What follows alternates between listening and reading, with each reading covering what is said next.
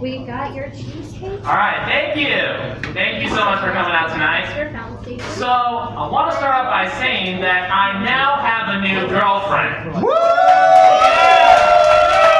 And I am very happy about that, because I always thought that I was cursed, because I always thought that I had bad luck with women.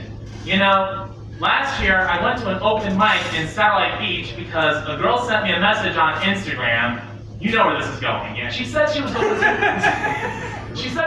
the open mic that was out there, and I really wanted to see her, so that's what I did. I went to the open mic out there, I did my show, and everything went peachy keen. Except the girl never showed up. Oh. Darn it! It happened to me again! Why does this always happen to me, Dragon? I ask of you! Yeah, I always thought that I had bad luck with women, Many years ago when I was in college, I was taking a college algebra class, and there was this beautiful young lady who sat next to me. For the sake of the story, I'm going to call her Daria. And I thought she was really cute. Not Daria Diarrhea, okay? There's no diarrhea joke there, I swear. Anyway, so I thought she was cute, and I asked her if she wanted to go on a date with me. She said yes, and she gave me her phone number. A couple of days later, I sent her a text message. Hi, Daria. This was the first message I received. Who is this? I thought maybe she was just so busy that she forgot who I was, so I sent her another message to remind her. This is Vance. And this is the response that I got. This is Daria's boyfriend. Who is Vance? Oh. You ever have that feeling where your heart stops beating and your body is shivering like you're sitting in an igloo wearing nothing but swim trunks?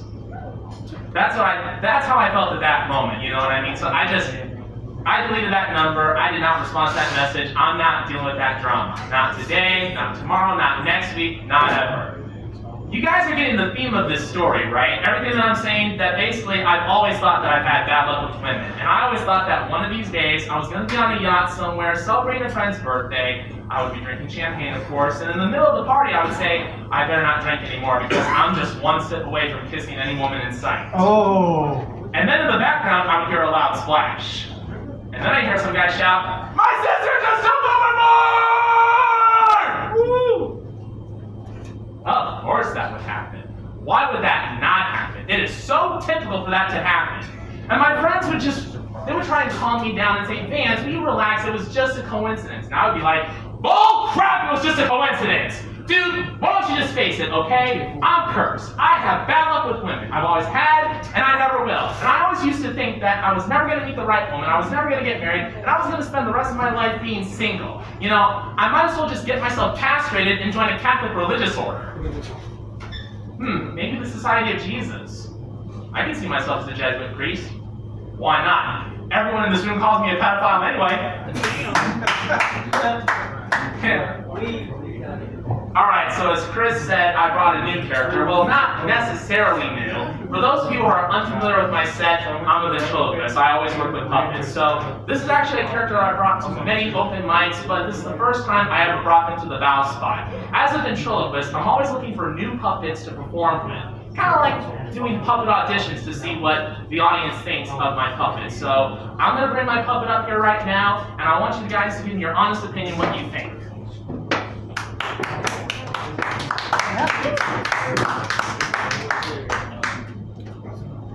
Alright, so for those of you who have not seen this puppet before, this is Jon Meacham. Jon Meacham is the canon, I was going to say theologian, no, not theologian, historian. Sometimes I don't know where my brain goes. Sometimes I feel like that there are days where my brain just goes south for the winter.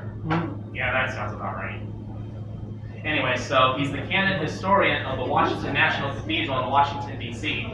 So here's what we're going to do. He's going to tell a couple of jokes, and you guys are going to be the judges. You guys are going to determine whether or not he has a place in my show. So, John, do you think that you have what it takes to be a comedian? Well, I'd like to give it a try. All right, well, tell us some of your best jokes. All right? Why couldn't the 9-year-old see the pirate movie? It was rated R.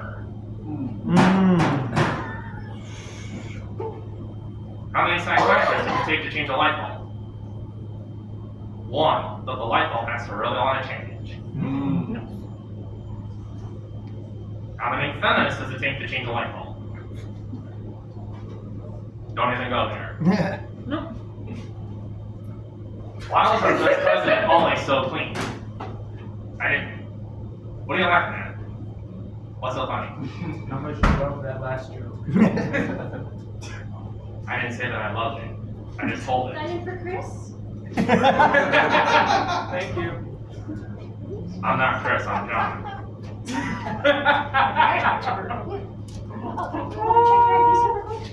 Why was our first president always so clean? Why? Because it was always Washington.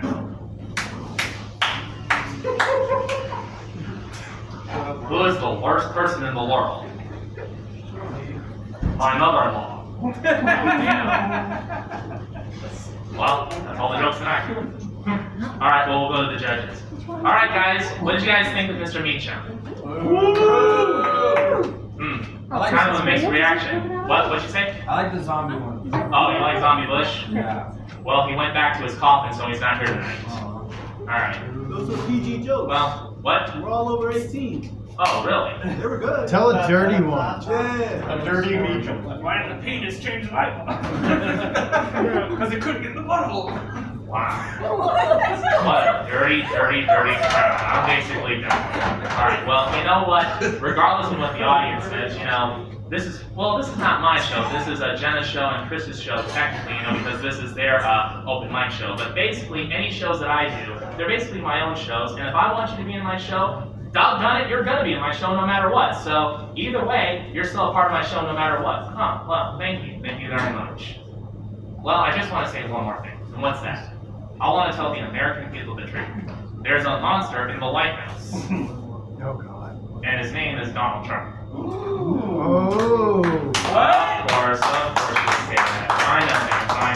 I know how much you love Donald Trump. Of course I do. I'm one of his proudest supporters. Look, we all have a right to our opinion. I don't care what anyone says. I think Donald Trump is the best president that we've ever had. No, he's not. Yes, he is. No, he's not. Yes, he is. No, he's not. Yes, he is. No, he's not.